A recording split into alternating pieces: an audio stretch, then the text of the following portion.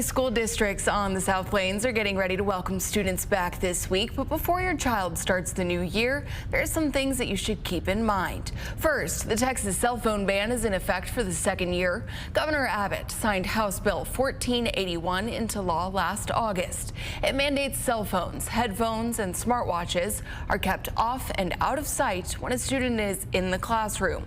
Texas lawmakers believe this new law will reduce distractions and elevate Texas classrooms as some of the best in the nation. There are some exceptions, and each district can tailor its policies. Texas parents also have expanded parental rights. State Senate Bill 12, passed last year, required the Texas Education Agency to provide caregivers with a parental rights form upon their child's enrollment. That form details rights and options for parents, including the right to withhold consent for and exempt their child from certain activities and instruction. That includes certain health education instruction, immunizations, certain courses of study and library materials, and more.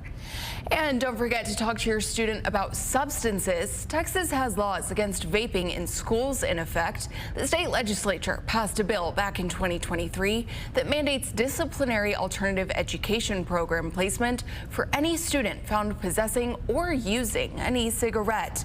The bill also requires the Texas Education Agency to create a vaping and substance abuse education program.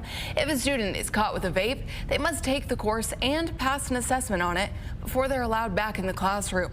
Several districts across the state also implemented vape detectors on campus, but they're not yet required by the state.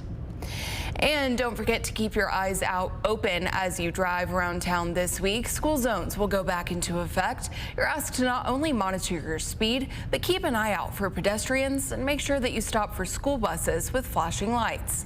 Also, make sure you're protecting kids online. Law enforcement officials recommend keeping those first day of school pictures private and avoid giving certain personal details like what school, grade, or class that your child is entering into.